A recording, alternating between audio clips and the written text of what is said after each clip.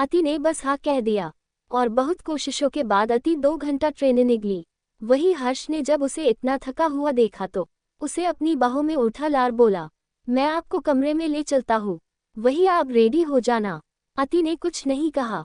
वही हर्ष प्यार से बोला, अब चलिए बच्चा क्या खाएगी आप बोलिए। अति हर्ष के उठाने पर मुस्कुरा देती है और अपने दोनों हाथों को हर्ष की गर्दन पर लपेटकर प्यार से बोली, मेरा मन आलू के पराठे खाने कर रहा है। अति ने मासूमियत से कहा। हर्ष भी मुस्कुराते हुए कहा, कोई बात नहीं, आपको जो खाना है मैं बनवा दूंगा।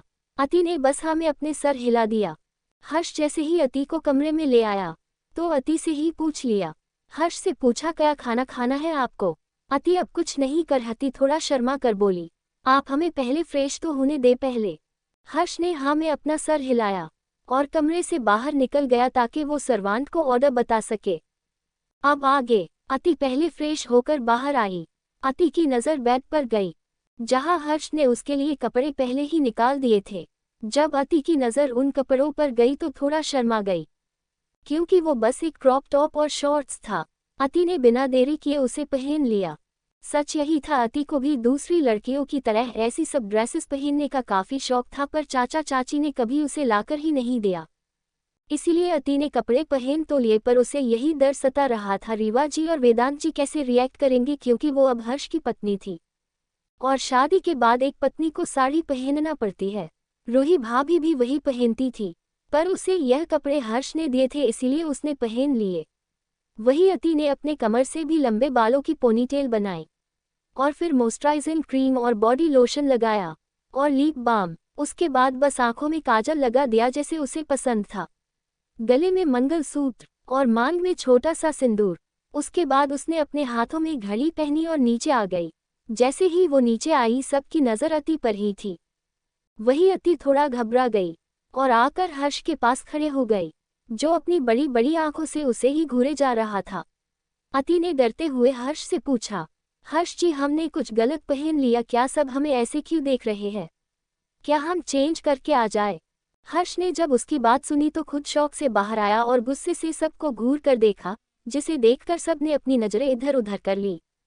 वो कुछ कहता उससे पहले ही रीवा जी आगे आई और अति की आंखों के काजल को अति के कान के पीछे लगाकर बोली, मेरा बच्चा आज आप बहुत प्यारे दिख रहे हो, बिल्कुल गुड़िया जैसे, आपको किसी की नज़र ना लगे। अब अति थोड़ा मुस्कुरा देती है। वही सब डाइनिंग टेबल पर आ गए, पर हर्ष ने अति के हाथों को पकड़कर अपनी तरफ खींचा और पीछे से हक करके उसके कानों में प्यार से बोला, मेरी जान मेरा एक ही मासूम सा दिल है, आप उसे कितनी बार लुटोगी? मैं पक्का आपको ऐसे देखकर खुद का कंट्रोल खोने लगता हूँ। हर्ष की बातें सुनकर अति के गाल ब्लश करने लगते हैं। वही हर्ष ने अति को अपनी तरफ घुमाया और अति के फोरहेड पर किस करके बोला, आज मेरा बच्चा बहुत प्यारा और क्यूट दिख रहा है, अब चलो और ब्रेकफास्ट कर लो, फिर हमें कॉलेज भी जाना है आपके एडमिशन के लिए, फिर हम हॉस्पिटल भी जाएंगे मेरी जॉइनिंग के लिए। ठीक है। अति ने हाँ में अपना सर हिलाया और वो दोनों डाइनिंग हॉल में आ गए। हर्ष ने उसे अपने हाथों से खाना सर्व किया और प्यार से बोला, जल्दी से ब्रेकफास्ट खत्म करो और एक ग्लास दूध भी। अति ने खिला हुआ मुंह रोने जैसा हो गया। वो थोड़ा उदास होकर बोली, हर्ष जी हम अब ठीक तो हो गए हैं ना, फिर हमें दूध की क्या ज़रूरत है? हर्ष ने उसे घूरकर देखा और गुस्से से बोला, खाना के लिए बहस नहीं, चुपचाप अपने ब्रेकफास्ट फिनिश करो, हमें देरी हो रही है। वही रीवा जी प्यार से बोली, बेटा अभी अभी आप ठीक हो रही हो, आपके बॉडी को ताकत की ज़रूरत है, बच्चे आप जल्दी से खाना शुरू करो। वेदांत जी बोले, हर्ष क्यों का हम हमारे होम टाउन चले, वहाँ हम कुछ दिन नेचर में रहेंगी तो अति को भी अच्छा लगेगा। हर्ष ने धीरे से कहा, डेड आज ही मैं और कॉलेज और हॉस्पिटल ज्वाइन कर रहे हैं, इसीलिए यह प्लान आप छुट्टियों के लिए छोड़ दे। वेदांत जी हर्ष को समझाते हुए बोले, बेटा अति की हेल्थ के लिए वो जगह ज़्यादा अच्छी है और आप दोनों हमारे कुलदेवी के मंदिर भी नहीं गए हो, वही आप दोनों को माँ का आशीर्वाद भी मिल जाएगा और हम सब के साथ आप दोनों का मिनी हनीमून भी हो जाएगा।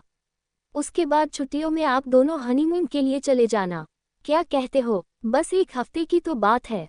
हर्ष का मन नहीं था, पर वो जानता था अति बहुत खुश होगी, बस इसीलिए वो मान गया और बोला, ठीक है मैं दिग्विजय सर से एक हफ्ते के बाद की डेट ले लूँगा ज्वाइनिंग की, और एडमिशन के बाद अति भी एक हफ्ते बाद ही जाएगी कॉलेज, में बात कर लूँगा प्रिंसिपल से।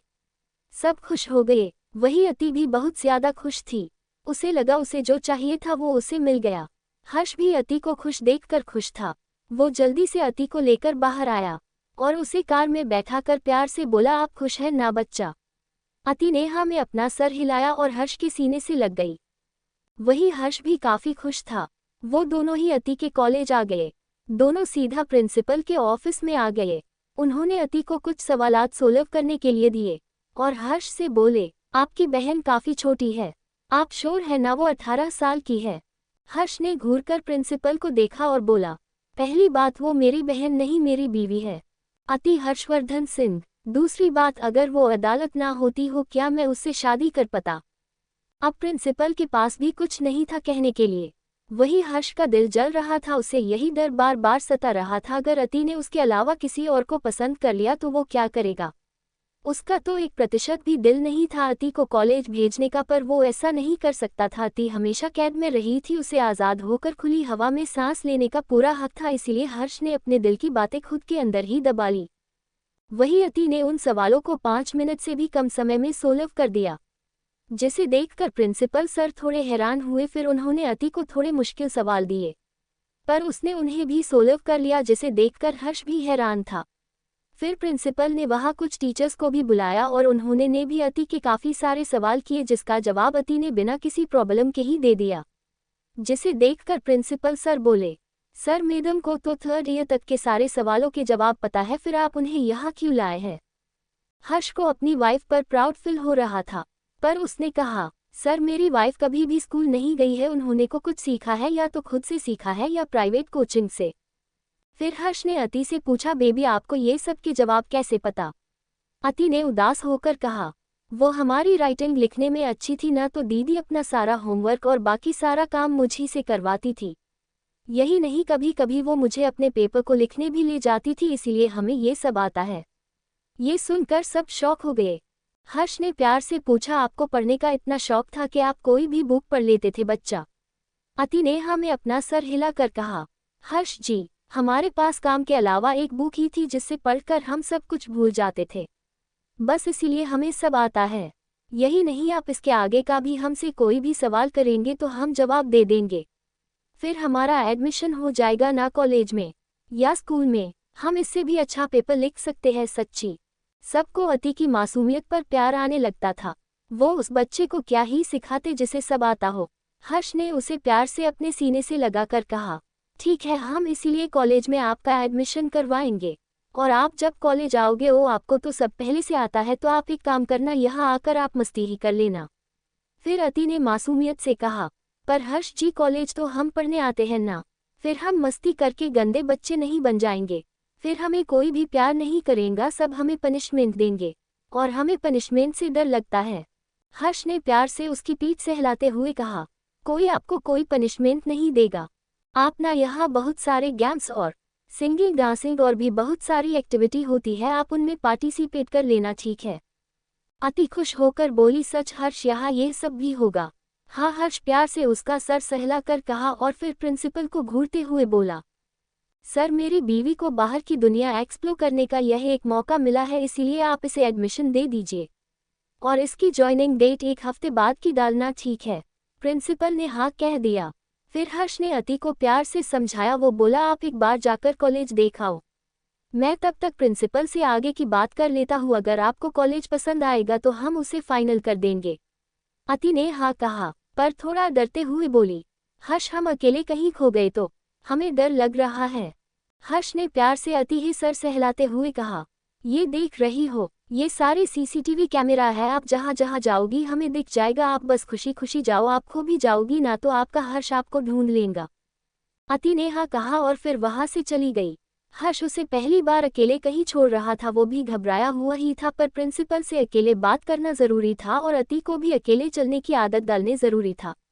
बस इसीलिए हर्ष ने अपने दिल पर पत्थर रख लिया और उसे जाने दिया। हर्ष ने प्यार से उसकी पीठ सहलाते हुए कहा, कोई आपको कोई पनिशमेंट नहीं देगा, आप ना यहाँ बहुत सारे गेम्स और सिंगिंग डांसिंग और भी बहुत सारी एक्टिविटी होती है, आप उनमें पार्टिसिपेट कर लेना, ठीक है? अति खुश होकर बोली, सच हर्ष यहाँ ये सब भी होगा? हाँ, हर्ष प्यार से उसका सर सहलाकर कहा और फिर प्रिंसिपल को घूरते हुए बोला, सर मेरी बीवी को बाहर की दुनिया एक्सप्लोर करने का यह एक मौका मिला है, इसीलिए आप इसे एडमिशन दे दीजिए और इसकी ज्वाइनिंग डेट 1 हफ्ते बाद की डालना ठीक है। प्रिंसिपल ने हाँ कह दिया। फिर हर्ष ने अति को प्यार से समझाया। वो बोला, आप एक बार जाकर कॉलेज देख आओ, मैं तब तक प्रिंसिपल से आगे की बात कर लेता हूँ, अगर आपको कॉलेज पसंद आएगा तो हम उसे फाइनल कर देंगे। अति ने हाँ कहा, पर थोड़ा डरते हुए बोली, हर्ष हम अकेले कहीं खो गए तो हमें डर लग रहा है। हर्ष ने प्यार से अति ही सर सहलाते हुए कहा, ये देख रही हो, ये सारे सीसीटीवी कैमरा है, आप जहाँ जहाँ जाओगी हमें दिख जाएगा, आप बस खुशी खुशी जाओ, आप खो भी जाओगी ना तो आपका हर्ष आपको ढूंढ लेगा। अति ने हाँ कहा और फिर वहां से चली गई। हर्ष उसे पहली बार अकेले कहीं छोड़ रहा था, वो भी घबराया हुआ ही था, पर प्रिंसिपल से अकेले बात करना जरूरी था और अति को भी अकेले चलने की आदत डालने जरूरी था।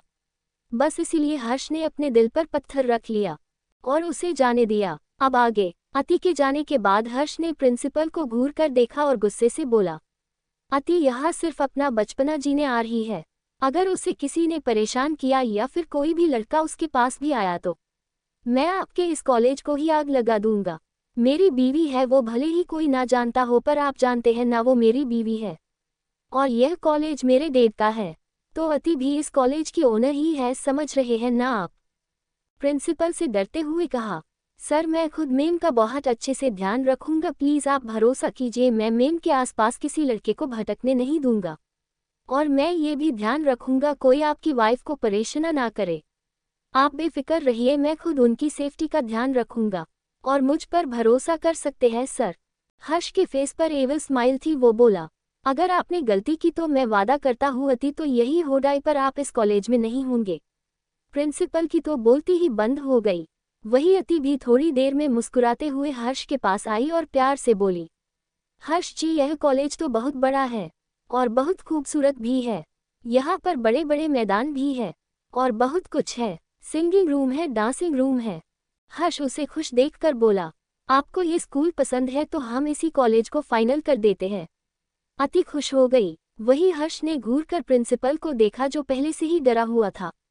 हर्ष बोला, अति आपका कॉलेज अगले हफ्ते से ज्वाइन करेगी क्योंकि इस वीक हम घूमने बाहर जा रहे हैं। प्रिंसिपल ने डरते हुए कहा, कोई बात नहीं सर, मैम का ही कॉलेज है अभी, ये जब चाहे ज्वाइन कर सकती है। हर्ष ने मुस्कुराते हुए कहा, गुड, अच्छी बात है। वही अति भी प्रिंसिपल को रिस्पेक्टफुली बाय कहा और वहां से चला गया। वही उसके जाने के बाद प्रिंसिपल ने चैन की सांस ली और धड़ाम से बैठ गया अपनी चेयर पर और सामने रखा पानी का ग्लास उठाकर गटागट पी गया और फिर रुमाल निकालकर अपना पसीना पोंछकर बोला, ये डेविल डॉक्टर अब भी नहीं बदला, पहले जब वो स्टूडेंट था तब भी मुझे परेशान करता था और भी वैसा है, अब इसकी एजेल वाइफ को झेलना है। उन्होंने अपने बालों को नोच लिया। वही अति इन सब से अनजान खुशी खुशी हर्ष के साथ वहां से जाने लगी। हर्ष ने अति को उसकी कमर से पकड़ रखा था क्योंकि वो अभी बहुत छोटी लग रही थी। उसे डर था कहीं कोई उसकी वाइफ के साथ ही अपना एंगल ना जोड़ ले, वरना वो क्या करेगा। वही इन सब से अनजान अति प्यार से बोली, हर्ष जी अब हम हॉस्पिटल जाएंगे ना। हर्ष ने बस हाँ में अपना सर हिला दिया। वही वो दोनों थोड़ी ही देर में हॉस्पिटल के बाहर आ गए थे। पर जैसे ही अति ने हॉस्पिटल में कदम रखा, वहाँ जितना भी स्टाफ था सब अति से मिलने दौड़ कर आने लगा। हर्ष को अब जलन होने लगी। सब उसकी वाइफ के साथ क्लोज हो रहे हैं, उसे ये सब अच्छा नहीं लग रहा था। वो इतने साल यहाँ काम कर चुका था, मजाल था जो कोई उसका आसपास भी भटक पाता। वही अति बस यहाँ 6 महीने ही थी और ये लोग उससे ऐसे मिल रहे थे जैसे सालों से उसे जानते हो। वही सब ने हर्षवर्धन को इग्नोर कर दिया था। वही अति भी उन सब से हंसते हंसते बात कर रही थी जैसे वो इन सब को बहुत करीब से जानती हो। वही सब लोग अति को ठीक देखकर काफी खुश थे। वही अब ये खबर हॉस्पिटल के सीनियर मैनेजमेंट को भी पता चल चुकी थी, इसीलिए वो सब भी एक एक करके वहां आने लगे।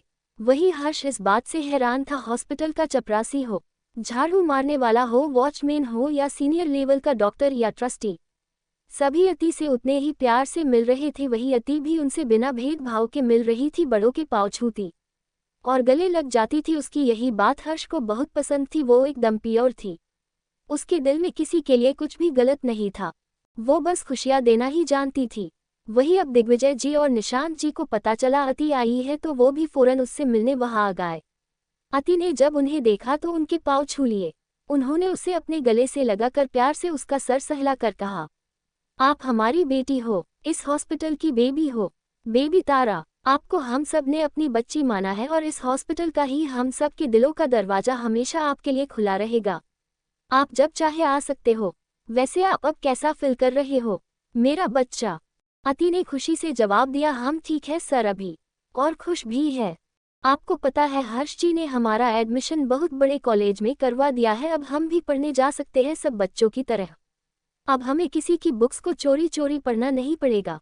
वो इतनी खुश थी कि खुशी खुशी अपने दिल की बात भी कह जाती है। जब उसे एहसास होता है तो वो चुप हो जाती है।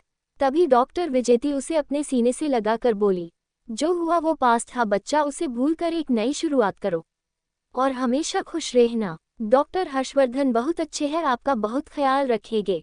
अति भी मुस्कुरा देती है। वही सब बस उसकी स्माइल में खो जाते हैं।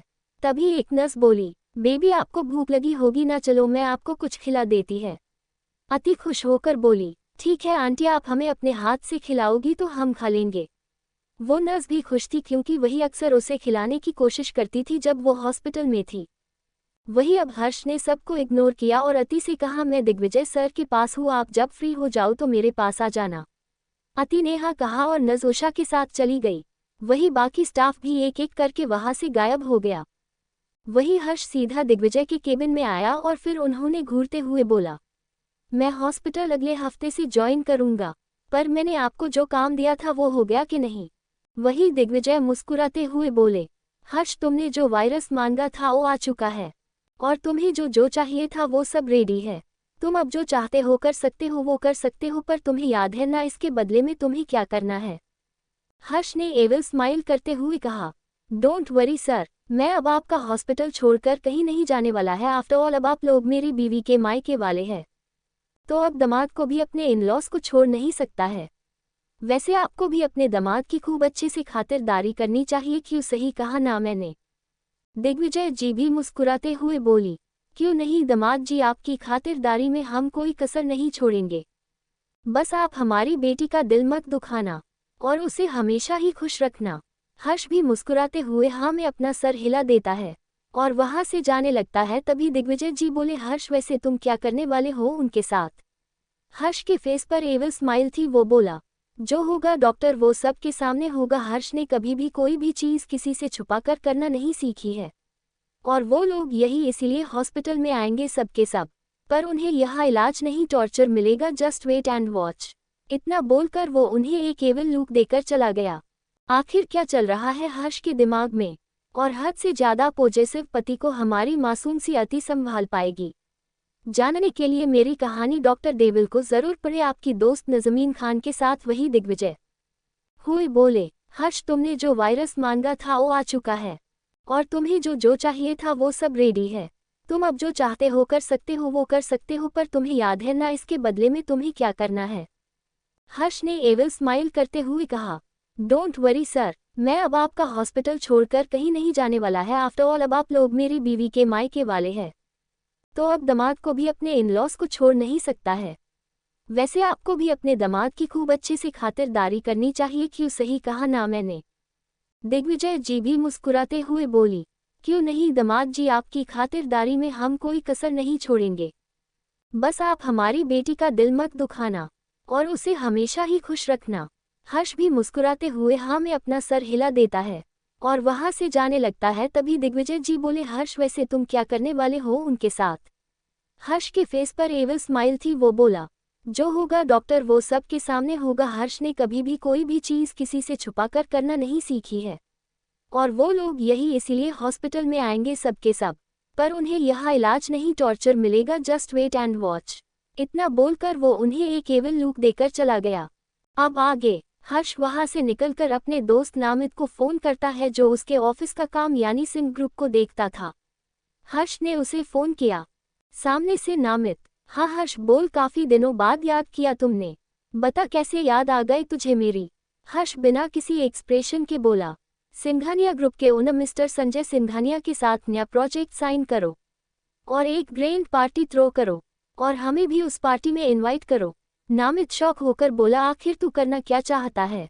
हर्ष ने बिना किसी एक्सप्रेशन के जवाब दिया, कुछ इंटरेस्टिंग। इतना बोलकर हर्ष ने नामित को शॉक में छोड़कर फोन ही कट कर दिया। वही वो थोड़ी देर में अति के पास आया। हर्ष को देखकर सब शांत हो गए क्योंकि वो काफी गुस्से में रहता था, इसीलिए सब उससे डरते थे। वही अति ने जब हर्षवर्धन को देखा तो मुस्कुराते हुए बोली, क्या हुआ हर्ष जी, आप यहाँ? हर्ष बोला, बच्चा हम काफी देर से बाहर है, अब हमें घर चलना चाहिए, आपको आराम करना चाहिए ना, कल हमें गांव भी जाना है ना। अति ने मुस्कुराते हुए हाँ कहा, ठीक है हम सबको बाय कहकर आते हैं। इतना बोलकर वो सबसे मिलने निकल जाती है। वही हर्ष बेचारा अपनी लिटिल वाइफी का वेट ही करता रह जाता है। अति को सबसे मिलकर वापस आने में करीब आधा घंटा लगता है। जब वो वापस आती है तो हर्ष के फेस काफी गुस्से में दिख रहा था। हर्ष अति को देखकर पूछता है, हो गया सबसे मिलना मिलाना या और कुछ बाकी है? अति ने ना समझी में कहा, बस गार्ड अंकल को बाय कहना रह गया है। हर्ष जो काफी गुस्से में आ चुका था, पर अति की बात सुनकर उसे हंसी आ जाती है। वो दिल में बोला, बच्चे आप कितने मासूम हो, आपको समझ नहीं आ रहा नहीं मैं आपसे गुस्सा हूँ। फिर खुद को समझाते हुए बोला, हर्ष शांत हो जा, उसमें बच्ची की क्या गलती है जब तूने ही शादी एक बच्चे से की है। फिर बिना किसी इमोशन के बोला, ठीक है जाओ मिल लो, मैं गाड़ी निकालता हूँ। अति खुश होकर हर्ष के गले लगकर बोली, आप बहुत अच्छे हैं। इतना बोलकर वो हर्ष के गाल पर एक किस करके वहां से भाग जाती है। और हर्ष बेचारा बस कभी जाती हुई अति को देखता तो कभी अपने गाल को जिस पर अति ने अभी किस किया था। फिर खुद से ही बोला, पगली है बिल्कुल। इतना बोलते ही उसके फेस पर एक छोटी सी स्माइल आ गई, किसी को नजर आती उससे पहले ही गायब हो गई। वो अब सीधा पार्किंग में आ गया और अपनी कार को बाहर ले आया, जहां अति अब भी गार्ड्स के गले से मिलकर उन्हें बाय कर रही थी। हर्ष न चाहते हुए भी उसमें खो जाता है। अति कब आकर उसकी कार में बैठ जाती है हर्ष को पता भी नहीं चलता। अति जब कार में आकर हर्ष को कहीं खोया हुआ देखती है तो प्यार से उसके गाल पर किस कर लेती है। जैसे ही अति हर्ष को एहसास होता है अति ने अभी क्या किया है तो भी मुस्कुराते हुए अति को देखता है और प्यार से कहता, अति बच्चे आप बहुत नॉटी होते जा रहे हो। अति बड़ी मासूमियत बोली, पर हमने क्या किया? हर्ष बस मुस्कुराते हुए उसे अपने सीने से लगाकर बोला, मेरी जान यही तो आपकी खास बात है, आपको कुछ पता भी नहीं होता और आप सब कुछ कर जाते हो, उसके बाद आपको पता भी नहीं होता आपने क्या किया है। अति अब कुछ नहीं कहती, बस हर्ष के सीने में खुद को छुपा लेती है और हर्ष अति के फोरहेड पर किस करके प्यार से बोला, मेरी जान आपको शायद फिल करने की जरूरत नहीं है। इतना बोलकर वो अपनी कार को स्टार्ट करके वहां से निकल जाता है। पर हर्ष अपनी कार घर की तरफ ले जाने की जगह सीधा मॉल के बाहर आकर अपनी कार रोक देता है। अति जब देखती है वो लोग घर की जगह मॉल के बाहर आकर रुकी तो वो हैरानी से हर्ष को देखती है और एक्साइटेड होकर पूछती है, हर्ष जी हम तो घर जाने वाले थे ना, फिर हम यहाँ क्या कर रहे हैं? हर्ष ने प्यार से कहा, जान कल हम गांव जा रहे हैं और वहाँ आपको साड़ी पहनना होगा जो आपके पास नहीं है, इसीलिए हम शॉपिंग करने आए हैं और साथ में कुछ टाइम साथ में अकेले में आपके साथ बिताना चाहता हूँ। जैसे अति ने हर्ष की पूरी बात सुनी तो ब्लश करने लगी। वही हर्ष ने कार को पार्किंग में पार्क किया और अति की सीट बेल्ट को खोलकर उसे अपनी बाहों में खींचकर अपनी लेप बैठा लिया। अति अब हर्ष ने नजरें भी नहीं मिला पा रही थी। वही हर्ष ने अति के चेहरे को अपने हाथों में पकड़ा और धीरे से उसका फेस ऊपर किया और प्यार से पूछा, अति केन आए? अति ने बस हाँ में अपना सर हिला और अपनी आंखें बंद कर ली। हर्ष ने भी बिना देर किए अति को कमर से पकड़कर अपने और करीब किया और अति के होठों पर अपने होठों को रख दिया और अपनी आंखें बंद कर ली और प्यार से अति के होठों को सक करने लगा। हर्ष कभी अति के लोअर लिप्स को सक करता तो कभी अपर लिप को सक करता, कभी लीक करता। काफी देर बाद वो अति से अलग हो जाता है क्योंकि उसे एहसास होता है अति सांस नहीं ले पा रही है। हर्ष ने अपने फोरहेड को अति के फोरहेड से लगाकर प्यार से बोला, जान अब हमारी शादी को 6 महीने से भी ज्यादा होने आए हैं, आपको अब भी किस करते हुए सांस लेने नहीं आता। ये सुनकर अति अपने को अपने दोनों हाथों से छुपा लेती है। वही हर्ष के फेस पर भी स्माइल आ जाती है। वो अति को अपने सीने से लगाकर प्यार से बोला, आप जैसे हो ना बच्चे हमेशा वैसे ही रहना क्योंकि आपका हर्ष आपको हमेशा ऐसा ही देखना चाहता है। अति की पकड़ हर्ष की शर्ट पर कस जाती है। हर्ष ने अति की पीठ को सहलाकर उसे शांत किया और प्यार से बोला, अब चले मेरी जान। अति ने हाँ कहा। हर्ष अति को ऐसे ही अपनी बाहों में उठाकर कार से बाहर आ जाता है। वही अति अब भी शर्माते हुए अब भी हर्ष के सीने में छुपी हुई थी। हर्ष ने प्यार से उसे छेते हुए कहा, मेरी जान, आपका 21 से यह हाल है तो जब हम एक होंगे तो आपा क्या करने वाली है। अति जब हर्ष के मुंह से ऐसी बातें सुनती है तो अब फिर से अपने फेस अपने हाथों से छुपा लेती है। वही हर्ष अति को नीचे उतार कर उसे खड़ा करके पीछे से हक करके बोला, मेरा बच्चा, आपके लिए यही हिंट है, आप जल्द से जल्द अपने आप को रेडी कर लो, क्योंकि अब मैं आपको देखकर खुद का कंट्रोल खोने लगा हूँ। अति ने फिर से पलट कर खुद को हर्ष के सीने में छुपा लिया और अपनी कांपती हुई आवाज में बोली, हम आपके ही हैं। हर्ष ने भी जब अति की बात सुनी तो खुद भी बेचैन होने लगा। उसका लोहपात सख्त हो गया, पर वो अभी कुछ नहीं कर सकता था। वो जानता था वो एक डॉक्टर है, और वो जानता था अति अब तक उसे झेलने की ताकत नहीं है। उन दोनों में वही बड़ा था और उसे ही समझना होगा है। और अपने इमोशन को कंट्रोल किया हुआ था और प्यार से बोला, अच्छा अब बस हमें कल जाना है ना, तो अब हम शॉपिंग पर चले। अति ने डरते हुए कहा, वो। हर्ष ने प्यार से कहा, मेरा बच्चा, आपको मुझसे कुछ भी कहने के लिए घबराने की जरूरत नहीं है। आप जो कहना चाहती हो आप कह सकती हो। हमारे बीच में ऐसी कोई चीज नहीं होनी चाहिए जो आपको अपने हर्ष से छुपाना पड़े। तभी अति ने डरते हुए कहा, हमें वो साड़ी पहनने नहीं आती। हर्ष ने जब अति की बात सुनी तो जोर जोर से हंसने लगा। वो आज ऐसे सालों बाद हंस रहा था। अति भू जब हर्ष में मुस्कुराते हुए देखती है तो उसकी हंसी में ही खो जाती है। हर्ष ने फिर से अति के होठों पर एक लाइट किस करते हुए बोला, मेरा बच्चा, आपको फिक्र करने की जरूरत नहीं है, मैं हूँ, मैं आपको रेडी कर दूंगा, ठीक है। अति खुश हो जाती है। वही हर्ष अति का हाथ पकड़कर अपने साथ लिफ्ट में ले गया। हर्ष ने भी जब अति की बात सुनी तो खुद भी बेचैन होने लगा। उसका लोहपात सख्त हो गया, पर वो अभी कुछ नहीं कर सकता था। वो जानता था वो एक डॉक्टर है, और वो जानता था अति अब तक उसे झेलने की ताकत नहीं है। उन दोनों में वही बड़ा था और उसे ही समझना होगा है। और अपने इमोशन को कंट्रोल किया हुआ था और प्यार से बोला, अच्छा अब बस हमें कल जाना है ना, तो अब हम शॉपिंग पर चले। अति ने डरते हुए कहा, वो। हर्ष ने प्यार से कहा, मेरा बच्चा, आपको मुझसे कुछ भी कहने के लिए घबराने की जरूरत नहीं है। आप जो कहना चाहती हो आप कह सकती हो। हमारे बीच में ऐसी कोई चीज नहीं होनी चाहिए जो आपको अपने हर्ष से छुपाना पड़े। तभी अति ने डरते हुए कहा, हमें वो साड़ी पहनने नहीं आती। हर्ष ने जब अति की बात सुनी तो जोर जोर से हंसने लगा। वो आज ऐसे सालों बाद हंस रहा था। अति भू जब हर्ष में मुस्कुराते हुए देखती है तो उसकी हंसी में ही खो जाती है।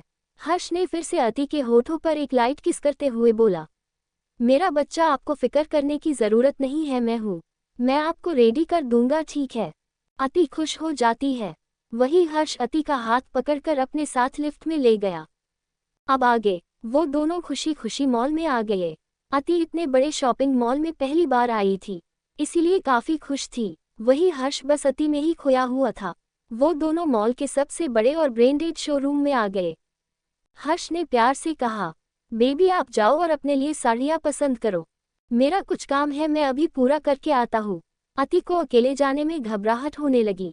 हर्ष ने प्यार से उसका हाथ पकड़ा और बड़े प्यार से उसके हाथों को चूम लिया और प्यार से बोला, मेरी जान, आप हर वक्त अपने हर्ष पर डिपेंड नहीं रह सकते ना, आपको भी अकेले ये सब करना चाहिए ना मेरी जान। कल को हमारे बच्चे होंगे तो आपको ही उन्हें अकेले संभालना, उनकी शॉपिंग भी करनी है। तो आप अभी से कोशिश नहीं करोगे तो कैसे चलेगा। मैं बस 5 मिनट में आया, तब तक आपको जितनी शॉपिंग करनी है आप कर लेना, मुझे अच्छा लगेगा। अति अब भी घबराई हुई थी, पर उसने डरते हुए ही हाँ में अपना सर हिला दिया। वही हर्ष ने प्यार से कहा, आप चलो, मैं बस अभी आता हूँ, ठीक है। अति ने हाँ कहा और वहाँ से डरते हुए ही सही धीरे धीरे शोरूम में आ गई। जबकि शॉप में जितने लोग थे सबकी नज़र अति पर चली गई, क्योंकि वो सच में खूबसूरत लग रही थी और हर्ष के साथ रहकर वो और खुश और गलो करने लगी थी। तभी एक असिस्टेंट ने आगे आकर अति ने बड़े प्यार से पूछा, मैम आपको क्या लेना है। अति ने डरते हुए उस अटेंडेंट को देखा और बोली, हमें कुछ साड़ियाँ लेनी है, क्या आप हमारी हेल्प करेगी। उस असिस्टेंट जिसका नाम अंतरा था वो प्यार से बोली, oh sure ma'am, please come. इतना बोलकर वो अति को साड़ी के सेक्शन में आ गई और उसे बहुत खूबसूरत और हैवी वर्क की साड़ियाँ दिखाने लगी। अति ने धीरे से कहा, वो क्या है ना, हमें साड़ी पहनने नहीं आती है, क्या हमें आप ऐसी साड़ियाँ दिखा सकते हो जो ज़्यादा हैवी ना हो, क्योंकि हम नहीं चाहते हम गिर जाए। उनकी बात सुनकर अंतरा भी हंसते हुए बोली, आप भी ना मैम, बहुत मजाकिया है, आइए मेरे साथ। फिर वो अति को वो साड़ियाँ दिखाने लगी जो प्लाजो टाइप में थी, जिसे पहनना बहुत ही आसान था, जिसे देखकर अति काफी खुश हो गई। तभी अंतरा ने प्यार से कहा, मैम इसे आप हैवी में भी पहन सकती है और कहीं भी घूम सकती है, आप पर बहुत प्यारी लगेगी। अति भी खुश होकर बोली, थैंक्स। फिर अंतरा ने उसकी साड़ी पसंद करने में भी हेल्प की और अति ने काफ़ी सारी साड़ियाँ ले ली, ये सोच कर कि हर्ष उसमें से साड़ी को फाइनल कर देंगे। तभी उसकी नज़र एक वाइट कलर के गाउन पर गई, वो अति को बहुत पसंद आ गया। अंतरा ने जब उसका फेस देखा तो वो समझ गई और प्यार से बोली, आपको वो पसंद है तो मैं आपके लिए ले आऊँ। अति ने हाँ कहा, पर तभी वहाँ तान्या भी आ गई। तान्या कोई और नहीं अति के चाचा जी की बेटी थी, तान्या सिंघानिया। वो यहाँ काफ़ी बार आ चुकी थी, इसीलिए उसे इन सब को हैंडल करने अच्छे से आता था। सबको यही लगता था यही है सिंघानिया परिवार की वारिस, पर कोई नहीं जानता था उसकी असली वारिस अति है, और यह बचपन से अति को परेशान करती आई थी, इसीलिए अति को इससे काफ़ी डर लगता था।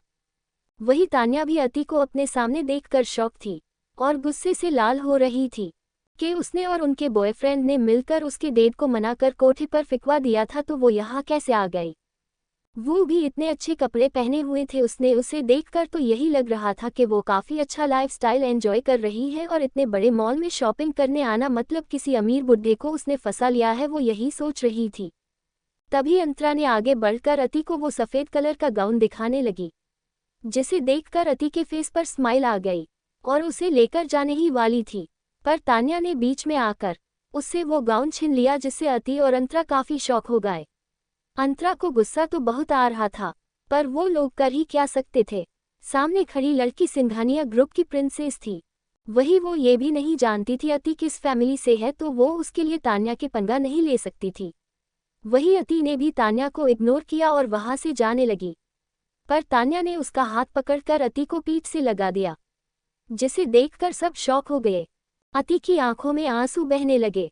वही अब अंतरा को भी अति के लिए बुरा लग रहा था। उसने ही तान्या से कहा, मैम देखिए प्लीज़, मैम को छोड़ दीजिए, आप ऐसे शोरूम में तमाशा नहीं कर सकती है। तभी अति ने रोते हुए कहा, दी प्लीज़ छोड़ दीजिए ना, बहुत दर्द हो रहा है।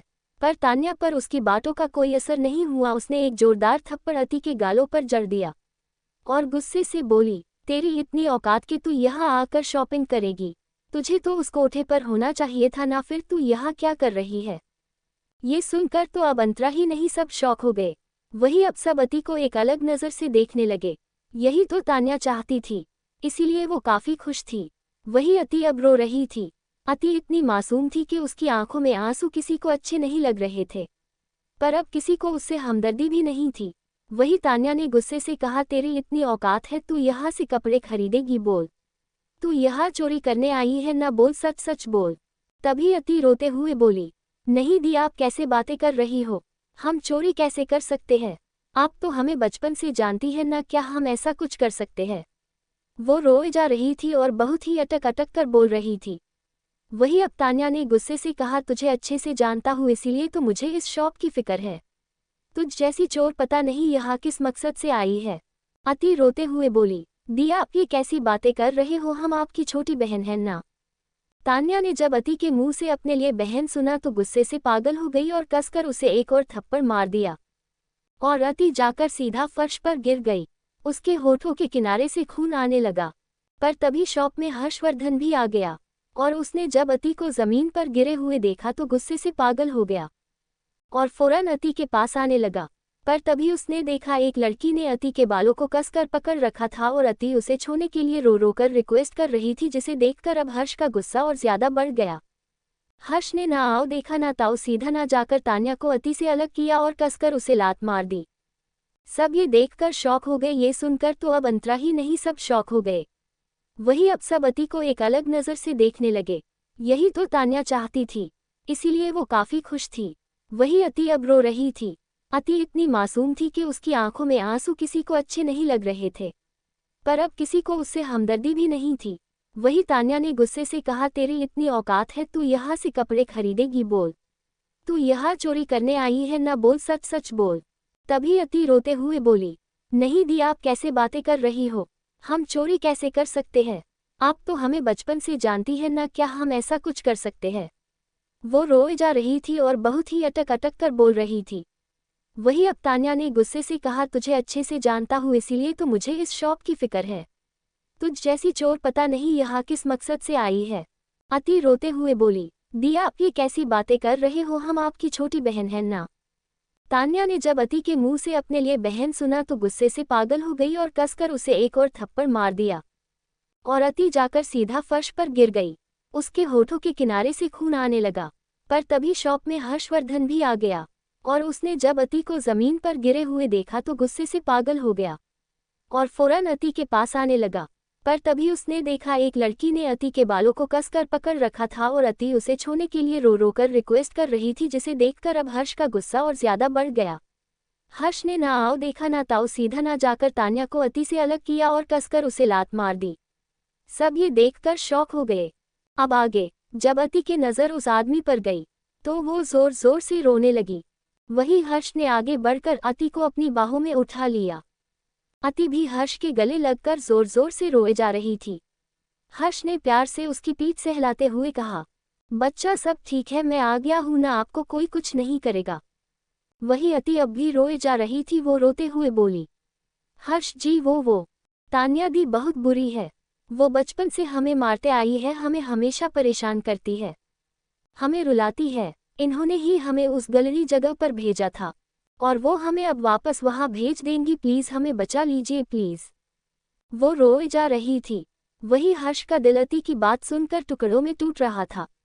हर्ष ने एक नज़र सबको घूर कर देखा और मयंक को फोन करके मॉल में बुला लिया।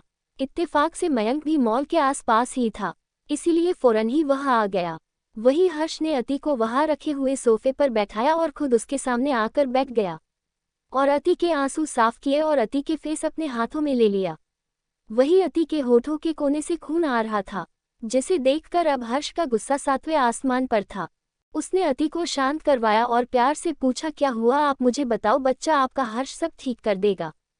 अति ने रोते हुए हर्ष को सब बता दिया, जिसे सुनकर हर्ष ने खुद को शांत रखने की जितनी कोशिश की थी वो सब अब खत्म हो गई। वो उठा और दर्द से कराह रही तान्या के पास पहुंचा और कर उसे उसके बालों से पकड़कर खड़ा किया और कसके एक जोरदार थप्पड़ तान्या को मार दिया। वो थप्पड़ इतनी जोर से मारा था हर्ष ने कि तान्या का एक दांत भी टूटकर गिर गए, जिसे देखकर सब शॉक हो गए।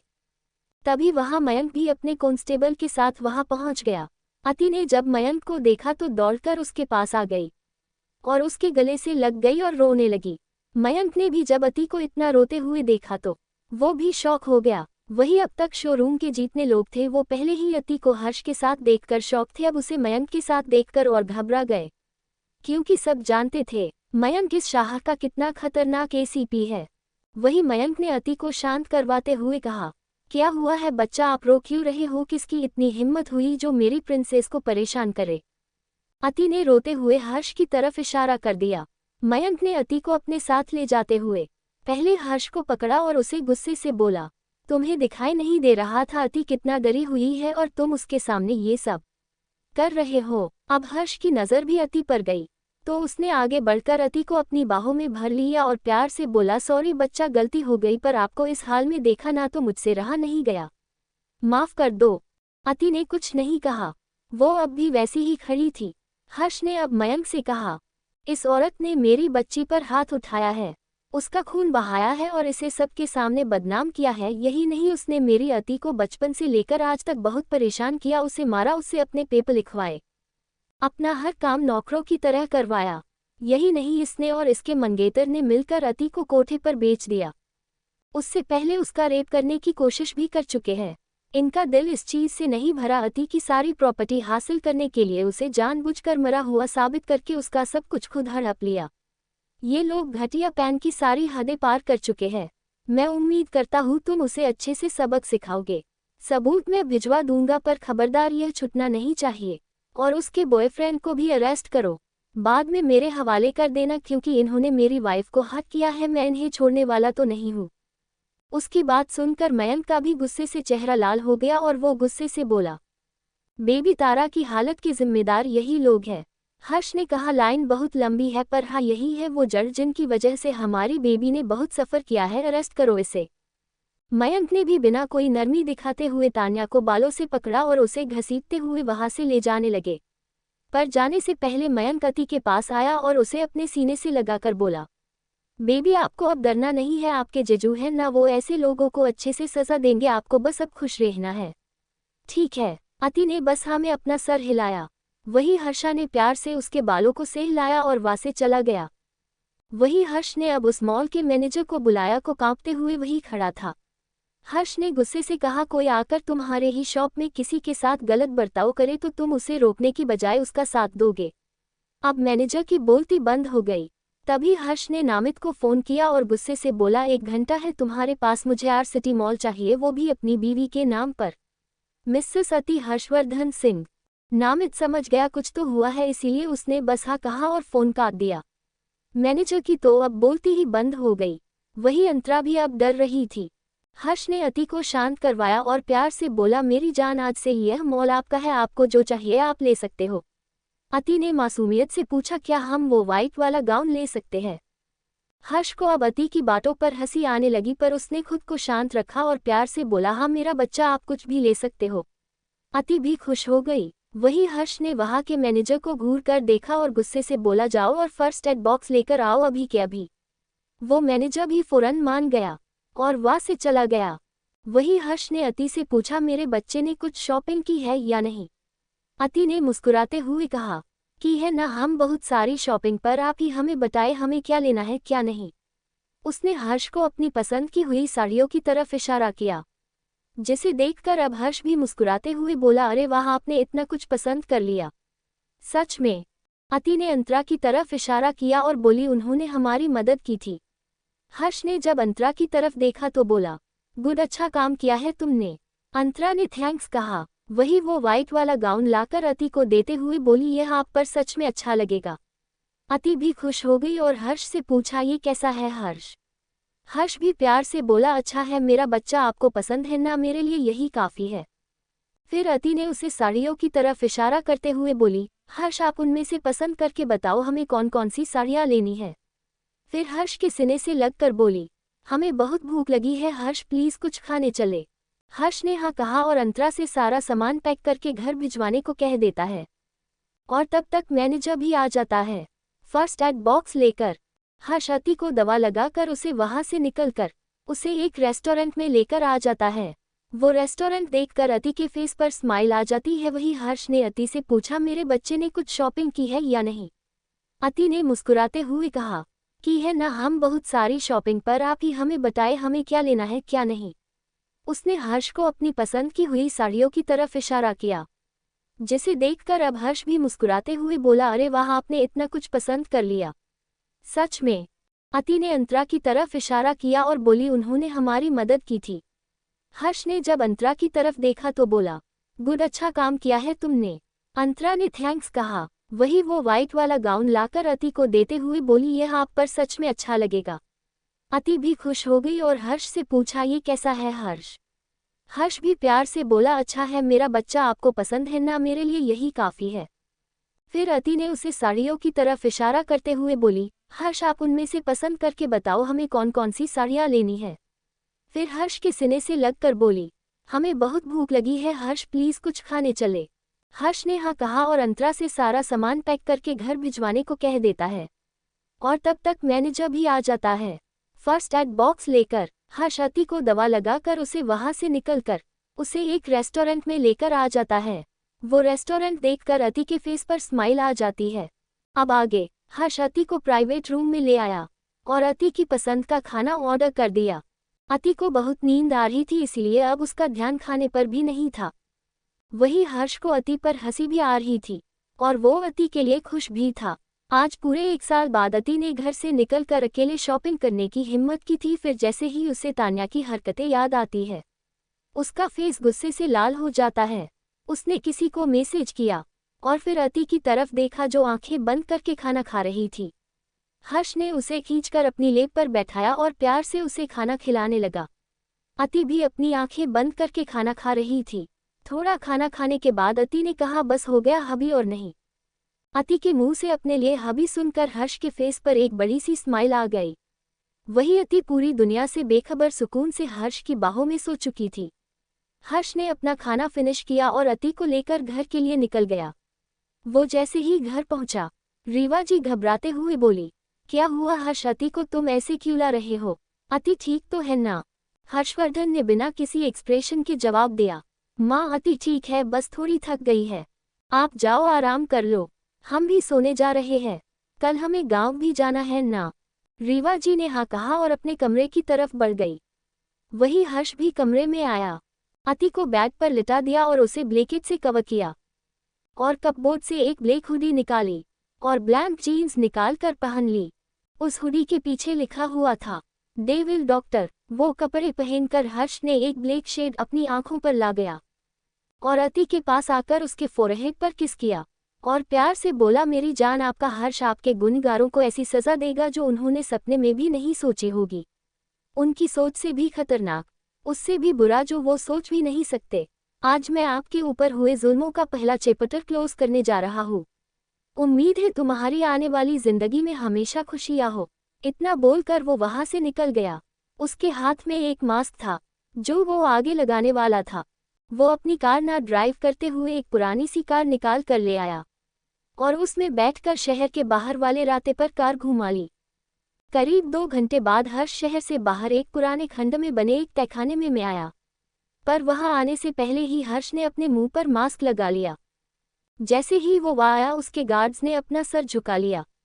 वही हर्ष बिना किसी भाव के गुस्से से अंदर जा रहा था। जैसे ही वो हॉल में आया, सामने एक लड़की को चेयर से बांधा हुआ था और उसे मेंटल पेशेंट की तरफ शॉक दिए जा रहे थे, जिस वजह से वो अपने होश में नहीं थी। जी हाँ, वो लड़की कोई और नहीं तान्या थी, जिसे हर्ष ने पुलिस स्टेशन से गायब करवा लिया था और किसी को नहीं पता था अब तान्या कहाँ है। वही मयंक ने भी उसे ज्यादा ढूंढने की कोशिश नहीं की, क्योंकि उसे यह विजेती ने ही कहा था और आगे अगर कुछ भी होगा तो हर्ष संभाल लेगा, बस इसीलिए वो शांत था। वही तान्या की हालत बहुत ज्यादा बुरी हो चुकी थी, क्योंकि उसे शाम से लगातार शॉक पर शॉक दिए जा रहे थे, उसे कोई ब्रेक नहीं दिया रहा था। वो जैसे बेहोश होती शॉक ट्रीटमेंट बंद कर दी जाती और जैसे होश में आती हो शॉक ट्रीटमेंट फिर से शुरू हो जाती। वही जब हर्ष आया और देखा तान्या को कितना आराम दिया जा रहा है तो वो गुस्से से अपने असिस्टेंट राघव को घूरने लगा। राघव उसके सारे गैरकानूनी काम देखता था। वो घबराते हुए बोला, बॉस बस यह अभी ही बेहोश हुई है, इसीलिए शॉक ट्रीटमेंट थोड़ी देर के लिए बंद कर दी गई है। हर्ष ही उसे गुस्से से घूरा और बोला, तुम्हारी हिम्मत भी कैसे हुई इस पर रहम करने की?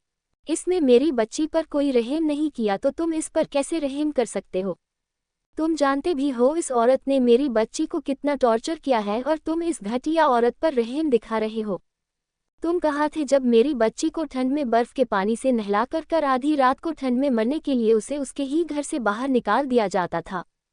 तुम कहाँ था जब उसे कई कई दिनों तक भूखा रखा जाता है? कहाँ था तुम जब ये लोग उसे उसका सब कुछ छीन कर उसे जानवरों की तरह काम करवा कर भी उसे बुरी तरह से मारा करते थे ताकि को मर जाए? कहाँ थे तुम जब इस कामिनी के मंगेतर ने मेरी बच्ची पर अपनी बुरी नज़र डाली थी और इस औरत ने अपने मंगेतर की गलती को छुपाने के लिए उसे ले जाकर कोठे पर बेच दिया था, जहां उसके साथ जानवरों से भी बदतर सुलूक हुआ और अपनी इज्जत बचाने के लिए उसे मरने से आसान कोई रास्ता नहीं दिखा और उस मासूम सी 17 साल की बच्ची ने अपनी जिंदगी से तंग आकर खुद की जाने लेने के लिए 2 माले की बिल्डिंग से छलांग लगा दी और उन लोगों ने उसे मरने के लिए हॉस्पिटल के बाहर फेंक दिया था ताकि उन्हें मेरी बच्ची का डेथ सर्टिफिकेट मिल सके आराम से और उसकी जायदाद इनके घटिया लोगों के नाम हो सके। बोलो कहाँ थे तुम? राघव ने डर से अपना सर झुका लिया और उसकी आंखों में भी पानी आ गया। कोई इतना बेरहम कैसे हो सकता था? एक मासूम बच्ची पर इतने जुल्म। उसे अब फिर से तान्या पर गुस्सा आने लगा। उसे फिर से उसे शौक देना चाहा, पर हर्ष ने उसे रोकते हुए कहा, नहीं नहीं, इतनी आसानी से नहीं। इसके साथ होगा उससे भी बुरा, बहुत बुरा। इसे मेरी बच्ची की खूबसूरती चुभती थी ना, इसीलिए उसे हद करने के लिए हद से ज्यादा गिर गई तो अब ठीक है। उसने अपनी जेब से 2 इंजेक्शन निकाले और उसे देते हुए बोला, अपने सारे आदमियों को बोलो 2 दिन है उनके पास, इसकी चीखें मुझे सुनाई देनी चाहिए। उसके बाद इसे इसके बाप के घर के बाहर फेंक आना, क्योंकि उसके बाद होगा इसके साथ उससे भी बुरा। पर ये 2 दिन इसकी जिंदगी नर्क से भी बदतर होनी चाहिए। इसने मेरी बच्ची को खोटे पर बेचा था ना, ताकि रोज वो तड़पे। ओ, इसे भी उसके दर्द का एहसास होना चाहिए।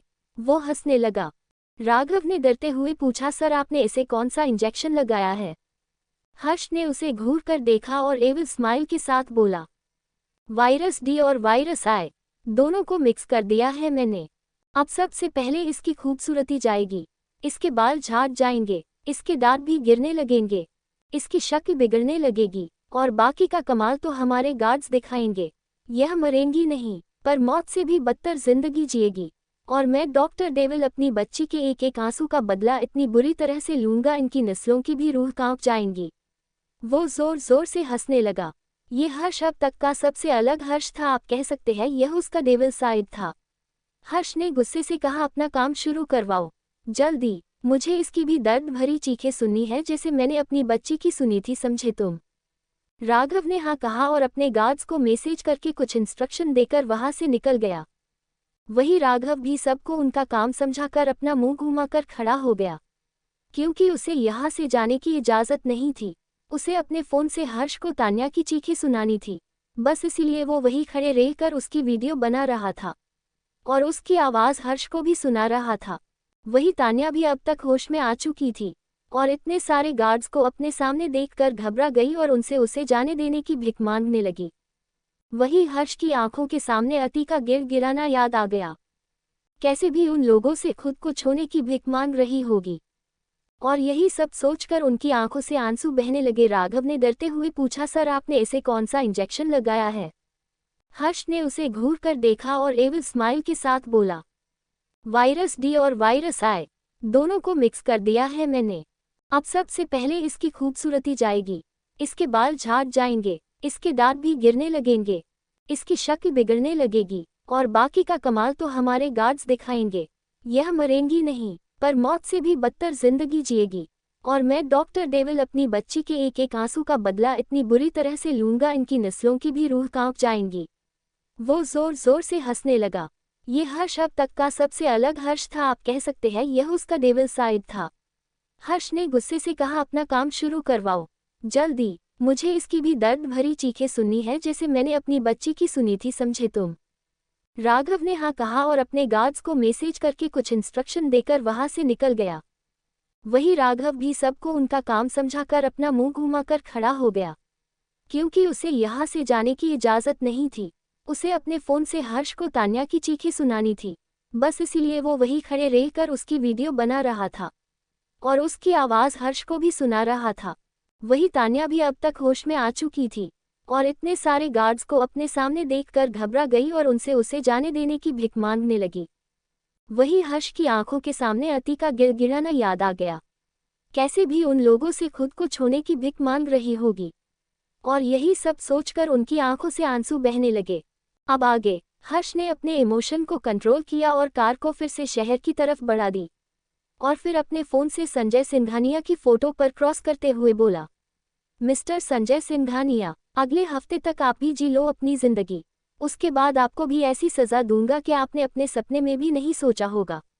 वो एक व्यंग्यात्मक हंसी हंसने लगा।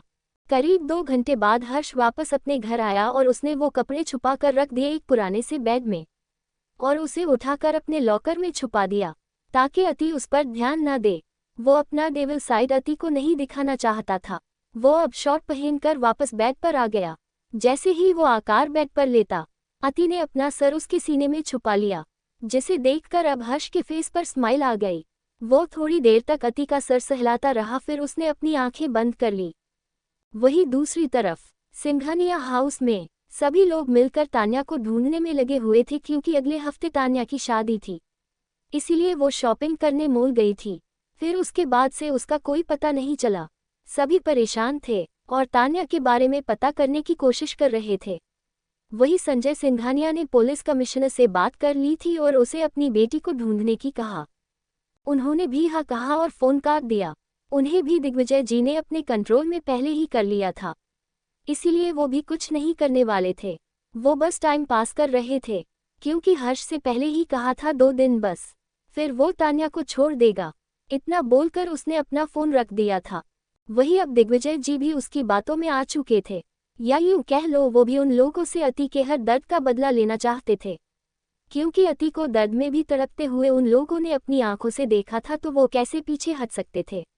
अति उस वक्त सबकी लाडली थी और उन्होंने ही हर्ष को मनाया था अति का इलाज करने के लिए। तो अति के दर्द से सबसे पहले उन्हें ही तकलीफ पहुंची थी। आज अति ठीक है भले ही, पर उसने कितना पेन सहा है ये कोई अंदाजा भी नहीं लगा सकता था। अगली सुबह जब अति की आंखें खुली तो उसकी नज़र सबसे पहले हर्ष पर गई। उसके फेस पर एक बड़ी सी स्माइल आ गई। उसे कल की सारी बातें याद आने लगी थी, कैसे कल हर्ष ने उसे अच्छा फील करवाया था। अचानक अति आगे आई और हर्ष के फोरहेड पर किस करके बोली, हर्ष ना आपके पहले कोई था और ना आपके बाद कोई आएगा। आप जब से आए हैं भगवान जी को भी अपनी अति पर प्यार आने लगा है।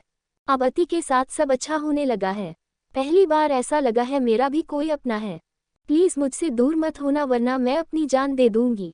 उसका एक आंसू निकलकर हर्ष की आंखों पर गिर गया। वही हर्ष जो कब से अपनी आंखें बंद किए हुए अति के एहसासों महसूस कर रहा था। उसने जैसे ही अति के आंसू महसूस किए उसने फौरन अपनी आंखें खोल दी और अति जो हर्ष के इतना करीब थी उसे खुद के और करीब किया और अति के होठों पर अपने होठों को रखने ही वाला था। अति ने जल्दी से बीच में अपना हाथ रख दिया। हर्ष ने मुंह बनाकर पूछा, क्या हुआ है, क्यों रोका आपने मुझे? अति मुंह बनाकर बोली, हम दोनों ने ब्रश नहीं किया है हर्ष, पहले ब्रश फिर किस। हर्ष ने जब उसकी बात सुनी तो उसे हंसी आ गई। उसने हंसते हुए कहा, अति के गाले को प्यार से खींचा और प्यार से बोला, अरे मेरा प्यारा सा बच्चा, आपसे किसने कहा जब हम किस करते हैं तो हमें ब्रश करना जरूरी होता है? अति ने मुंह बनाकर जवाब दिया, हर्ष हम ये सब ज्यादा नहीं जानते पर इतना तो हमें पता है, ब्रश नहीं करने से बदबू आती है। हर्ष अब और हंसने लगा। अति ने मुंह बनाकर पूछा, क्या हुआ, आप हम पर हंस क्यों रहे हैं? क्या आप हमारा मजाक उड़ा रहे हैं? हर्ष ने प्यार से कहा, अति मेरी प्यारी अति, मेरा बच्चा, जब हम किसी के एहसास को महसूस करते हैं तो हमें कोई बदबू नहीं आती, बस हम उसके एहसास में खो जाते हैं और हमें कुछ भी गंदा फील नहीं होता बच्चा। और मॉर्निंग किस के लिए क्या हमें ब्रश करने का इंतजार करना होगा? नहीं, यह मुझसे नहीं होगा। इतना बोलकर हर्ष ने अति को अपनी बाहों में खींच लिया फिर से और अपने होठों को अति के होठों पर रखकर उसे चूमने लगा। वही अति खुद को छुड़ाने की कोशिश करने लगी, पर हर्ष तो हर्ष था। काफी अच्छे से वो अति के अपर लिप्स को सक करता तो कभी लोअर लिप्स को। उसे अब और आगे बढ़ना था पर अति मुंह ही नहीं खोल रही थी और बार बार खुद से दूर कर रही थी। इसीलिए अब हर्ष ने गुस्से से अति की कमर में चिकोटी काटी, जिससे अति की आह निकल गई और उसने अपना मुंह खोल दिया। हर्ष ने फौरन मौके का फायदा उठाकर अति के मुंह में अपनी जीभ डाल दी और अच्छे से उसके मुंह का स्वाद लेने लगा। वही अति ने अब विरोध करना बंद कर दिया और अपनी आंखें भी बंद कर ली। ये सब अति के लिए भी नया था। हर्ष के करीब आने से उसे बहुत अजीब सी फीलिंग आती, जिसे न ही वो किसी को बता सकती थी और न ही उसे समझ आ रही थी कि ऐसा उसे क्यों होता है। उसके बदन के रोंगटे भी खड़े हो जाते, पेट में गुदगुदी होने लगती, ऐसा लगता आसपास वाइलें बज रहा है। उसे समझ नहीं आता ऐसा क्यों है, पर यह एहसास उसे बहुत अच्छा लगता था। वही काफी देर बाद जब हर्ष को लगा अति को सांस लेने में प्रॉब्लम हो रही है तो अति को छोड़ दिया और उसे अपने सीने से लगाकर उसका सर सहलाने लगा और प्यार से बोला, मेरा बच्चा आप ठीक हो ना? वही अति अपनी सांसों को शांत करने की कोशिश कर रही थी। अति ने अपनी फीलिंग्स को छुपा लिया और मुंह बनाकर बोली, छी आप कितने गंदे हो और आपने हमें भी गंदा कर दिया, अब हम आपसे बात ही नहीं करेंगे। तभी हर्ष ने उसे छेते हुए कहा, अच्छा मैं गंदा हूँ और मैंने आपको गंदा कर दिया है तो आपकी दिल की धड़कनें इतनी तेज तेज क्यों चल रही है, बोलिए। अति अब डर गई और खुद को छुड़ाने की कोशिश करने लगी हर्ष से।